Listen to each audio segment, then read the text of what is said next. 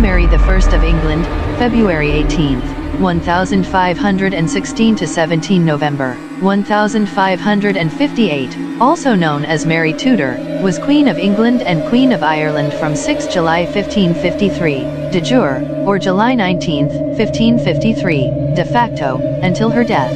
Mary, the fourth and penultimate monarch of the Tudor dynasty, is remembered for returning England from Protestantism to Roman Catholicism. To this end, she had almost 300 religious dissenters executed. As a consequence, she is often known as Bloody Mary.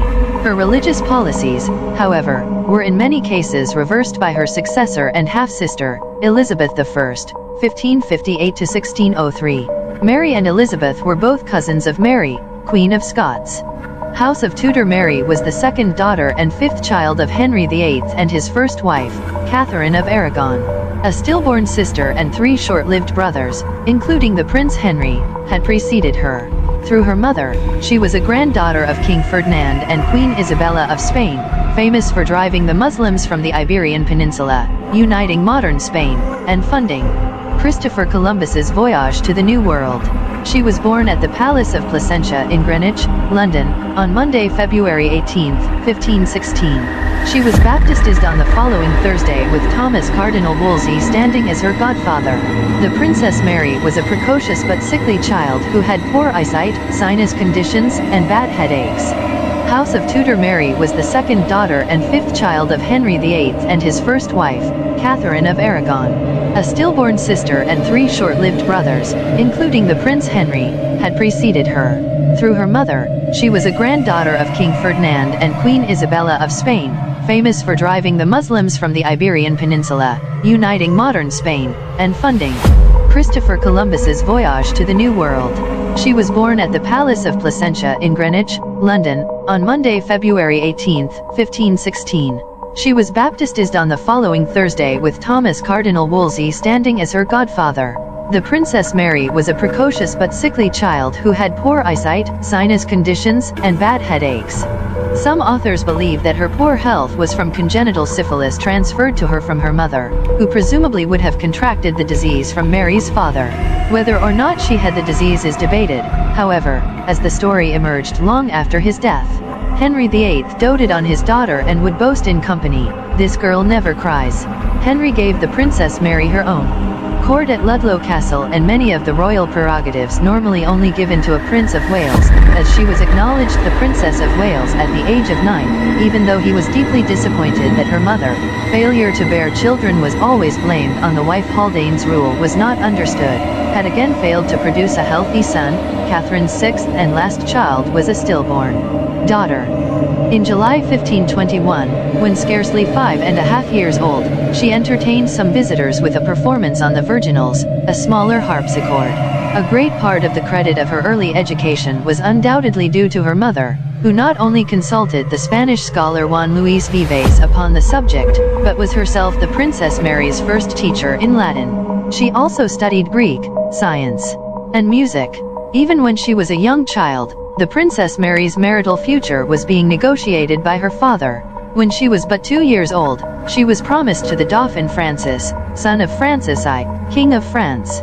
After 3 years, the contract was repudiated. In 1522, the Princess Mary was instead contracted to her first cousin, the Holy Roman Emperor Charles V, then 22, by the Treaty of Windsor. Within a few years, however, the engagement was broken off. In 1526, the Princess Mary was sent to Wales to preside over the Council of Wales and the Marches. It was then suggested that the Princess Mary wed, not the Dauphin, but his father Francis I, who was eager for an alliance with England. A marriage treaty was signed. It provided that the Princess Mary should marry either Francis or his second son, Henry, Duke of Orleans. Cardinal Wolsey, Henry VIII's chief advisor, managed to secure an alliance without a marriage. Meanwhile, the marriage of the Princess Mary's parents was in jeopardy. Queen Catherine had failed to provide Henry the male heir he desired. Consequently, the king attempted to have his marriage to her annulled, but, to Henry's disappointment, the Pope refused all his requests for divorce, as Queen Catherine was Holy Roman Emperor Charles V's aunt. In 1533, Henry secretly married another woman, Anne Boleyn. Shortly thereafter, Thomas Cranmer, the Archbishop of Canterbury, formally declared the marriage with Catherine void and the marriage with Anne valid. As the Pope had previously denied him the annulment, Henry broke with the Roman Catholic Church. All appeals from the decisions of English ecclesiastical courts to the Pope were abolished. This is when Henry declared only himself, until his death or abdication, head of the Church of England. Mary, meanwhile, was deemed illegitimate, as Henry claimed that his marriage to Catherine was officially null and void from the beginning.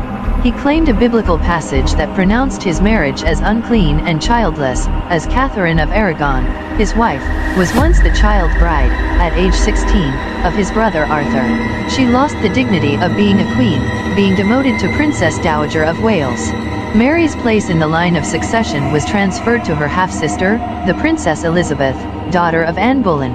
Also, Henry completely stripped Mary of the title princess, only ever referring to Elizabeth as one. The Lady Mary was expelled from the royal court, her servants were dismissed from her service, and she was forced to serve as a lady-in-waiting under Queen Anne's aunt, the Lady Shelton, to her own infant half-sister Elizabeth, then living in Hatfield. She was not permitted to see her mother Catherine, nor attend her funeral in 1536. Her treatment and the hatred Queen Anne had for her was perceived as unjust. All Europe, furthermore, regarded her as the only true heir and daughter of Henry VIII, although she was illegitimate under English law. Mary confidently expected her troubles to end when Queen Anne lost royal favor and was beheaded in 1536. The Princess Elizabeth was also degraded to a lady and removed from the line of succession. Henry married Jane Seymour, who died shortly after giving birth to a son, the Prince Edward, the true Prince of Wales and Duke of Cornwall. Edward was perfectly healthy as a child, despite the assumption often made by later historians. He died of what is thought to have been a tubercular complication of measles. While he lived, Mary could not have expected to inherit the crown, whether she was legitimate or not. Until the last 6 months of his life, everyone expected him to marry and have children of his own. The Lady Mary's privy purse expenses for nearly the whole of this period have been published, and show that Hatfield, Beaulieu, or Newhall in Essex, Richmond and Hunsdon were among her principal places of residence. However, it quickly became apparent that Mary's father Henry, and not Anne alone, had been persecuting Mary. The only way he would grant her his favor was if she accepted humiliating attacks on her religion and royal position. The Lady Mary was tricked into reconciling with her father by submitting to him as head of the Church of England under Jesus, thus repudiating papal authority, and acknowledging that the marriage between her mother and father was unlawful, thus making her illegitimate. She also became godmother to her half-brother Edward and was chief mourner at Queen Jane's funeral. In turn, Henry agreed to grant her a household, and the Lady Mary was permitted to reside in royal palaces. Henry's sixth and last wife, Catherine Parr, was able to bring the family closer together, again improving the Lady Mary's position. There were several attempts to marry her off to European princes, but none of them succeeded. In 1544, Henry, through an Act of Parliament, returned the Lady Mary and the Lady Elizabeth to the line of succession, after their half-brother, the Prince Edward, Duke of Cornwall. Both women, however, remained legally illegitimate. When Mary was in her 30s, she attended a reunion with her brother and sister for Christmas, when Edward was 13. The peace did not last, when Edward reduced her to tears in front of the entire court for daring to ignore his laws regarding worship. In 1547, Henry died, to be succeeded by Edward VI. Edward was England's first Protestant monarch. His Parliament's Act of Uniformity prescribed Protestant rites for church services, such as the use of Thomas Cranmer's New Book of Common Prayer. The Lady Mary, desirous of maintaining the old Roman Catholic form, asked to be allowed to worship in private in her own chapel. After she was ordered to stop her practices, she appealed to her cousin and former matrimonial prospect, the Emperor Charles V. Charles threatened war with England if the Lady Mary's religious liberty were infringed. Consequently, the Protestants at court ceased to interfere with her private rituals. As Edward VI did not want the crown to go to either the Lady Mary or the Lady Elizabeth, he excluded them from the line of succession in his will when this exclusion was unlawful, as it was made by a minor and contradicted the Act of Succession passed in 1544 which had restored Mary and Elizabeth to the line of succession.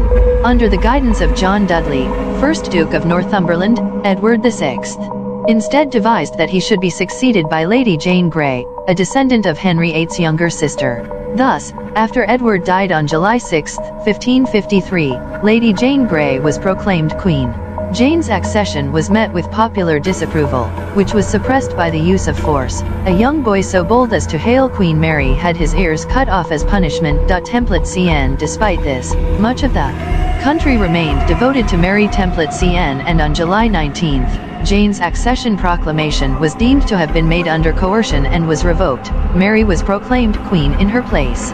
On August 3, 1553, with support for Lady Jane Grey evaporating, Mary rode into London triumphant and unchallenged, with her half-sister, the Lady Elizabeth, at her side.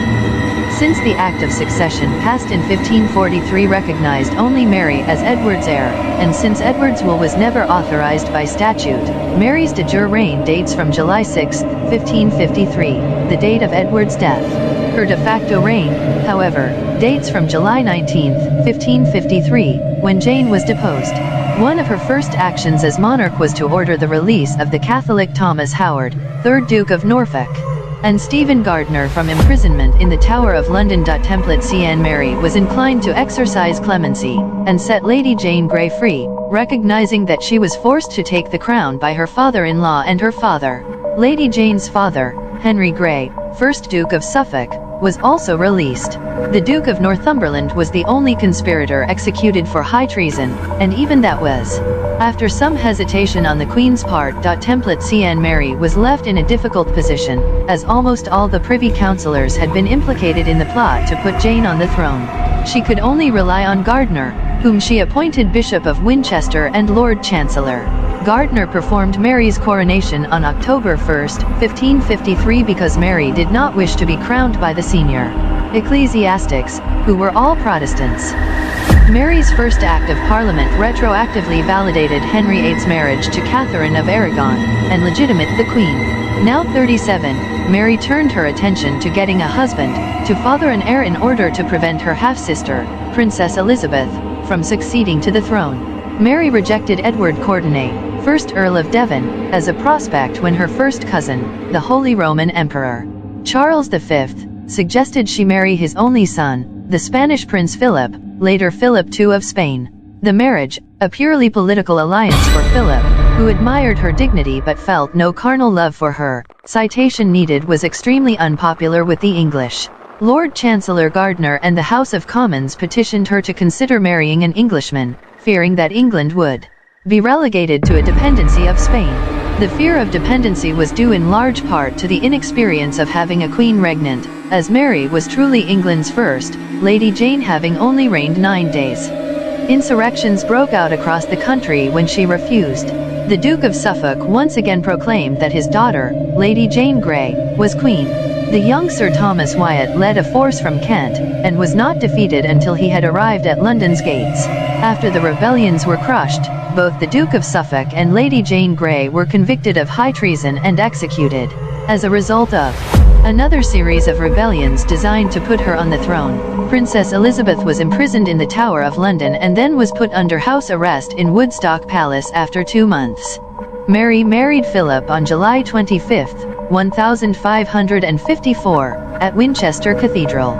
Under the terms of the marriage treaty, Philip was to be styled King of England. All official documents, including Acts of Parliament, were to be dated with both their names, and Parliament was to be called under the joint authority of the couple. Philip's powers, however, were extremely limited. He and Mary were not true joint sovereigns. Nonetheless, Philip was the only man to take the crown matrimonial upon his marriage to a reigning Queen of England. William III became jointly sovereign with his wife, Mary II, pursuant to Act of Parliament, rather than matrimonial right. Coins were to show the head of both Mary and Philip.